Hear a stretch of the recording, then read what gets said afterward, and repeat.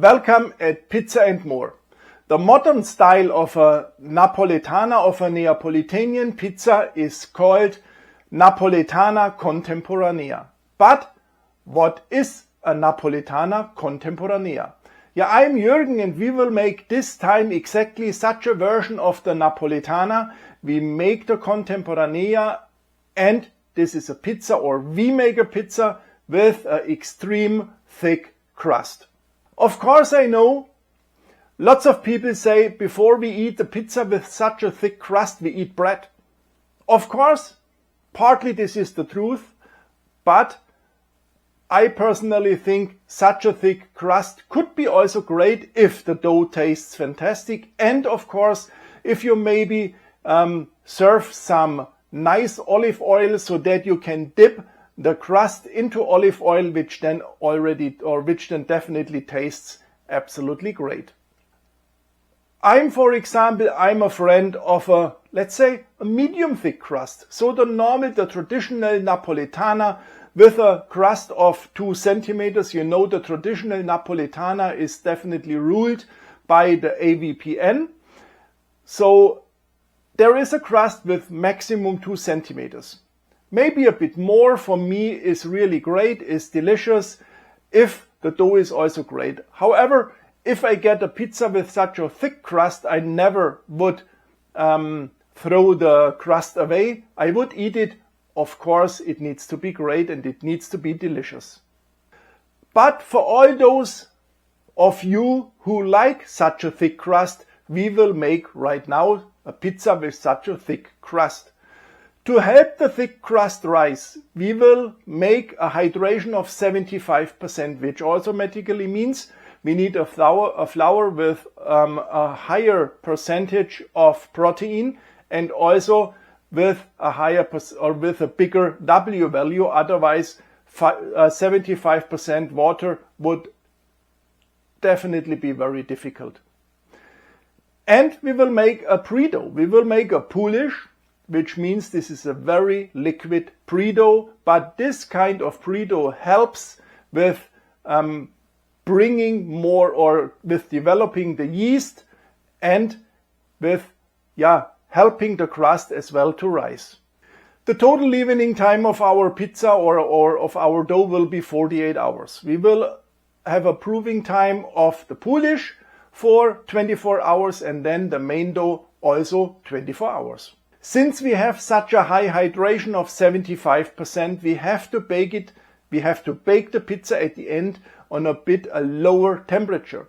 Normally, the traditional Neapolitan pizza with a hydration of 62% is baked at a temperature of 480 degrees Celsius, but we with 75% hydration will bake our pizza at 400 degrees Celsius. Otherwise, it could be the case that the crust, because it's a bit thicker, is not well done at the end.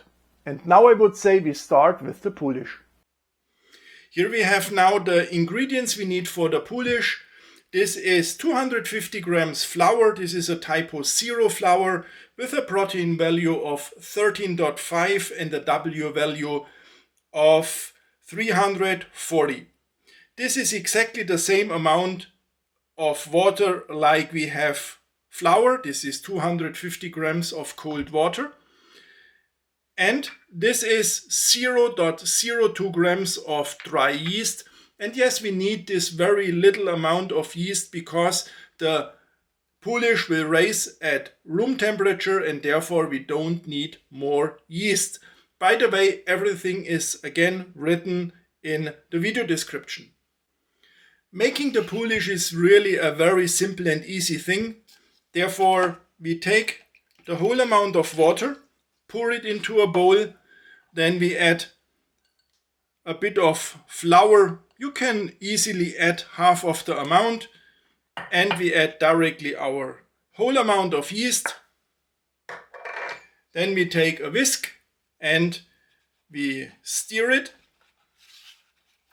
When this is good mixed, then we add the remaining amount of flour and we also stir this. When this is well mixed, we use a spatula and we clean the side of the bowl. And then, of course, it is important to close the lid. And now we let our Poolish rest at room temperature for around 24 hours. 24 hours later, the Poolish is ready and prepared to make our main dough. If you are maybe afraid that the main dough gets too warm and about the temperature, then you could maybe 2 hours before we make now the main dough, put the Poolish into the fridge. Then the Poolish can cool down, and so we definitely avoid as well that the temperature of the dough gets too high. Here we have directly the ingredients we need for our main dough. Of course, this here is the Poolish. We use the whole amount of Poolish. This is 250 grams of Type 0 flour. You also can use Type 00, which is absolutely clear. This flour has a medium baking strength. I think the protein value is 14% and the W value is 280. I have here 125 grams very cold water. This water and the water we already have in the Poolish, which is 250 grams, then we come to a total hydration of 75%. This here is 15 grams of fine sea salt, and this is 0.75 grams of dry yeast. Then we start making our dough, which means we pour at first the water into our bowl. If you know how your flour behaves, you really can add directly the whole amount of water. If you don't know how your flour behaves, I would recommend keep some water back and add then the remaining water at the end, step by step, if you see how the flour behaves. As next, we add the whole amount of Poolish.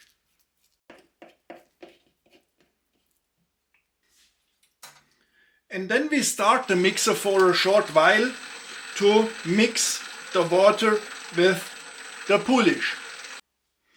After 1 minute roughly, we add the flour and the yeast. And then we start our mixer at a low speed for around 5 minutes. Now after 5 minutes we add the salt, and then we continue kneading for around 15 minutes at a higher speed, and we knead until we can make the window pane test. After 15 minutes, additional 15 minutes, the dough seems to be now ready. You have to be here as well a bit patient. The dough is really very liquid. It sticks everywhere in the bowl of the machine, but please be patient. After a while, the dough comes together and it's released from the bowl. I already took out a piece of dough. It's sticky, but this is absolutely normal if you have a hydration of 75%.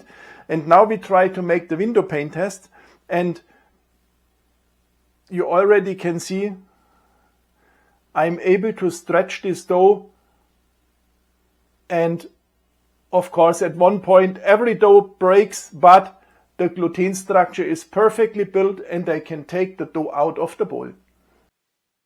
The dough is now already on my counter, and if you have a dough with a higher hydration, I really would recommend to add some oil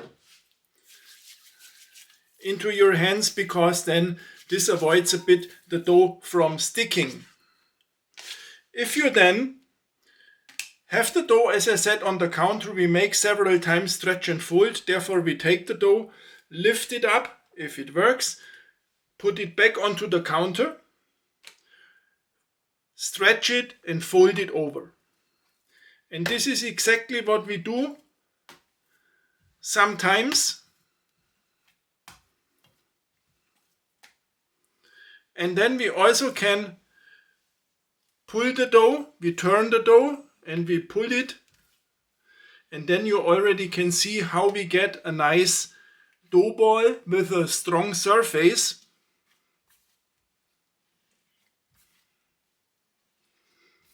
And if we have shaped a nice dough ball, we take a pizza ball box.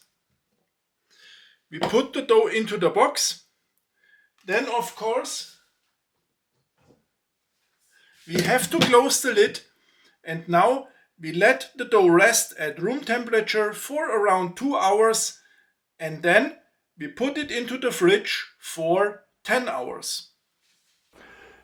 The dough was now for almost 12 hours in the fridge, and now we shape our pizza balls. There was now no time between taking out them from the fridge and preparing now the pizza balls, so no room temperature in between. If you make the pizza balls directly after 12 hours, or if you make them after 6, 8 or 10 hours, it really doesn't matter. But I would give the dough a bit of bulk fermentation time, because if we shape after a specific time of bulk fermentation, the pizza balls, fresh energy comes, fresh oxygen comes to the dough, and this is absolutely beneficial. But I also would recommend not to wait too long. So 4 hours are, from my expectation, absolutely the minimum what the pizza balls should rest. Better is 8 or 6 hours before baking. Here we have our dough, and you can already see how nice it looks like. Now we take it out of the box. And then the first what we do, we make 3 dough pieces with the same weight.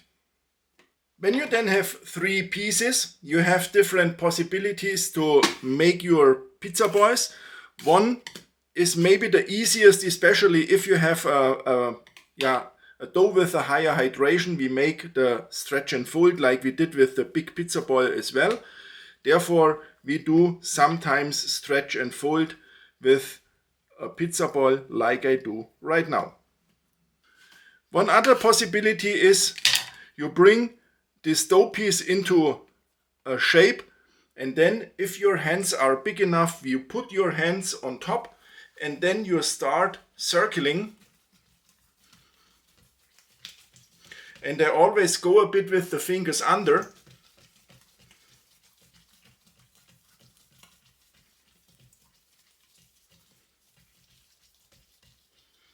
And then the result is also a nice pizza ball.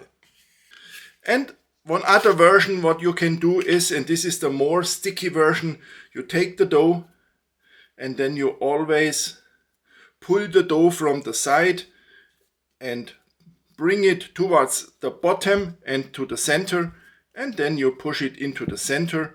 But as I said, this is a bit more a sticky thing. Here, ideally, you take some olive oil, and then you have to see that the bottom is closed, and then the pizza ball is ready.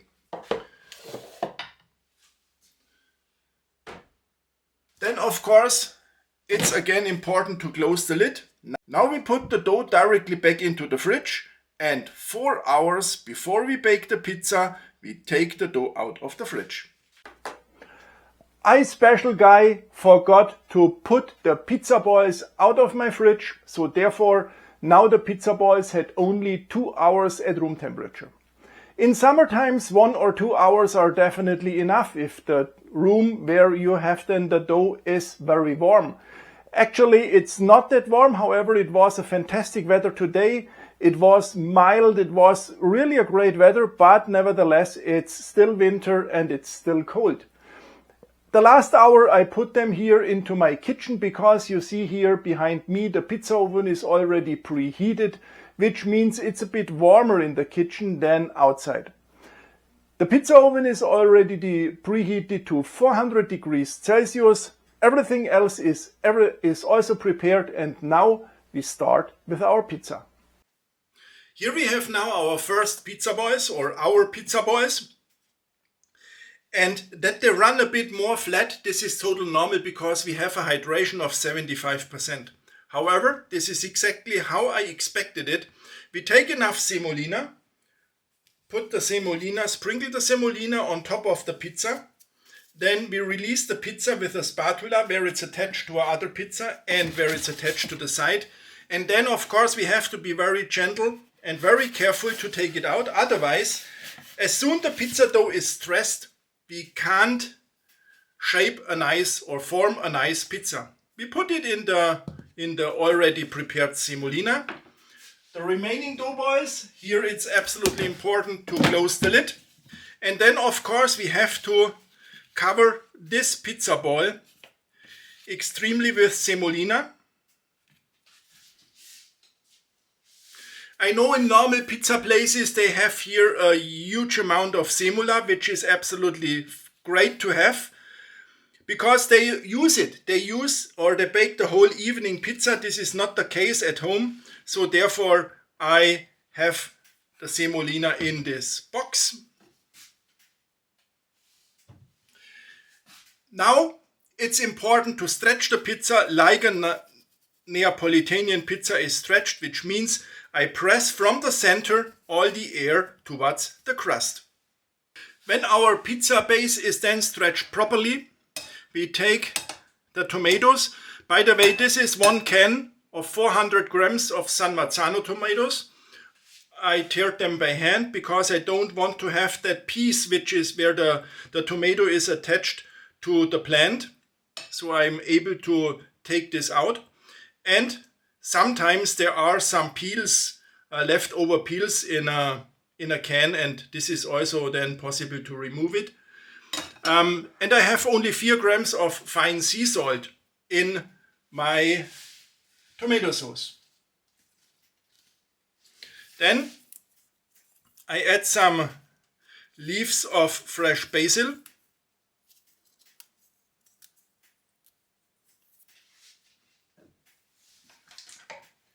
Fresh grated Parmesan cheese, or as in my case, it's grana padano. Then some cheese. I have here fior di latte. You can also use mozzarella or each other cheese you want.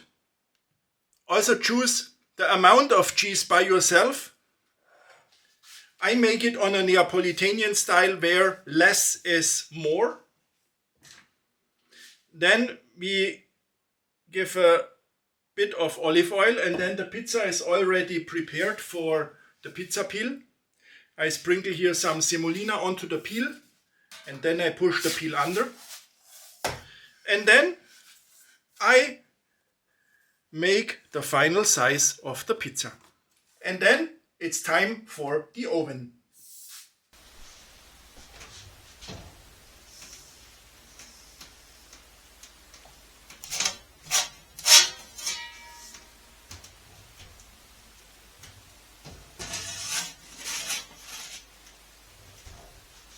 And as I told you, we make a Napoletana Contemporanea with a thick crust. And here you have the result.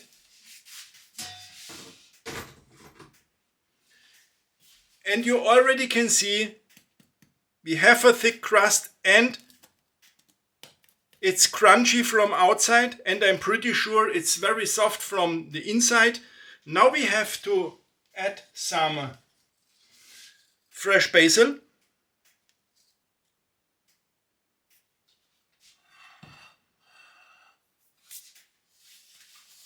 Let's also check the bottom of the pizza. Here you can see how nice cooked it is. And then, of course, let's have a look if the crust is really not solid but airy.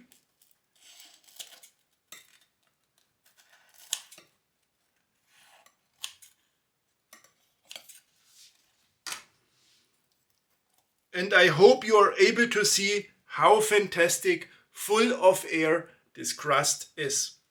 And now the best thing on the whole session, I have the possibility to taste this pizza, and I love pizza and I look always forward to eat the pizza. And now at first I try the center.